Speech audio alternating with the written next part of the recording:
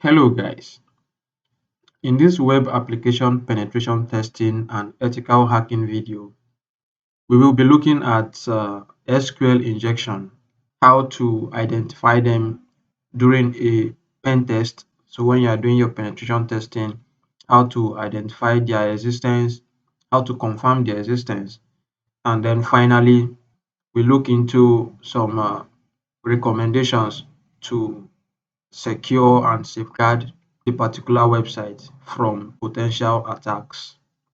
Before we begin, please click the subscribe button below and make sure to like this video and share. Thank you. So what is SQL injection? Basically, it's a kind of vulnerability that exists on a web application that allows the execution of SQL commands on a database, and this can have very malicious or unintended effects on the database. For instance, if a particular web application is vulnerable to this SQL injection, then the database can be compromised and users' data might get breached, and this is not what we want, which is exactly why there is penetration testing to prevent against this kind of attacks and then improve on the web security.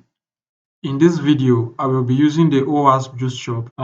If you go over to the scoreboard here, we see where it's asking us to log in with the administrator's user account, and you can see here is injection. We will be using this to demonstrate how this works. Before we go further, please make sure your burp suite is up and running. And if you don't know how to set up your burp suite or your juice shop up to this stage, please make sure to watch the previous videos I've made about setting up your juice shop and then ensuring your burp suite is well set up to this point where you can follow along with this tutorial. Okay, so we have a login page, but we don't know what the email address is. Neither do we know what the password is. So our best bet is to try some SQL injection payloads on these inputs to see how far we can get in trying to break this form validation. Usually, if, for example, we type in a wrong email, for example, let's type in test@me.com, for example, and then maybe we enter another password. It's going to tell us invalid email or password. This is a typical error response, right? Okay, but then how about we try something like this? Let's try to break this logic. Type in an apostrophe, type in some random password, and then we click on login. Then we get a different kind of error here, this object error. Before it was showing us invalid email or password, but now it has changed to object. Why? Because instead of a false email, we provided an SQL character which it cannot recognize. So what this indicates is that there is probably SQL injection vulnerability on this form. All right, let me show you what this is on the burp suite. So go ahead and turn on your intercept and go back to the page, and then we are going to try to log in again. And then as you can see, the request has been captured. I want to send this to repeater. Okay, hold on. No, not this. We want to forward this. Okay, now this is what we want to forward to the repeater, because we have the email we entered and then the incorrect password.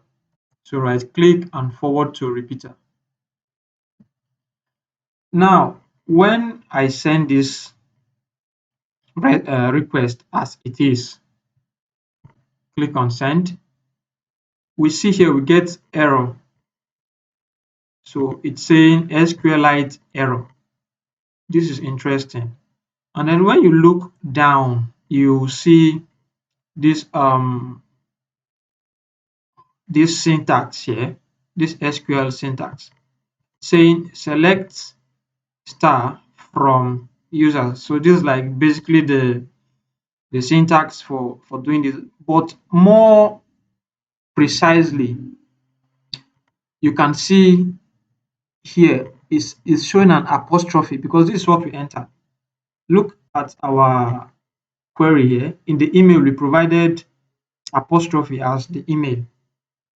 Okay, and then the password has been hashed already, so we're not going to see this.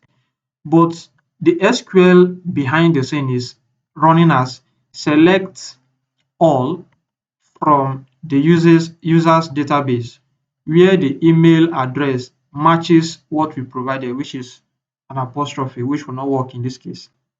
So basically, this is what it's saying. Assuming we have an SQL database called users, all right.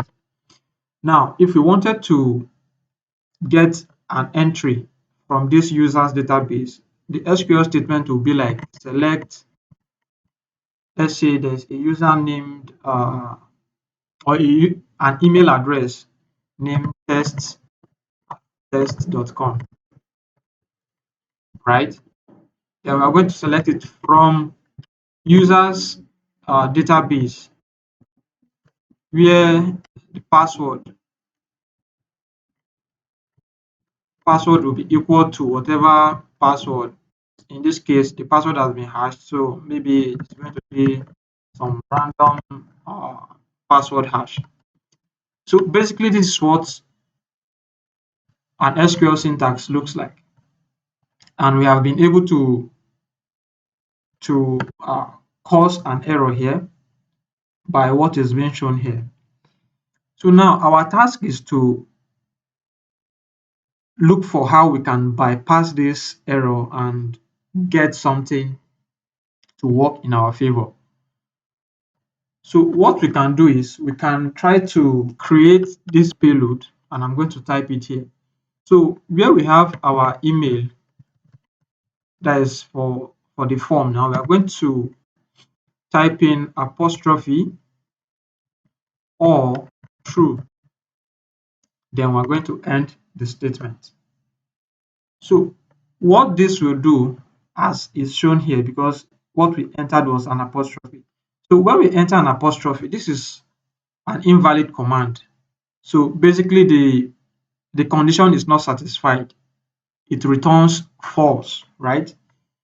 So now we have false. But what we are telling it now is false or true, which is going to be true. So we now have a true conditional statement. So apostrophe, which is invalid, making a false condition, or true, which makes everything true, because false or true using the logic gates will give us true, and then we escape it. So whatever comes afterwards will be disregarded. All right. So let's try to enter this into the form field to see what happens. All right. Going back to our web browser, make sure you turn off the intercept. All right. So go back to your web browser and then type the apostrophe or true. Then you want to escape the statement. And then you can type whatever password you like, because when you don't type any password, this button will be disabled. So go ahead, type this in and then hit enter. And as you can see now, we are logged in as admin at juiceshop.op. Clearly, admin at juiceshop.op, everything looks set. All right, guys, please make sure to subscribe to the channel and like this video. Share it to your friends. See you in the next video.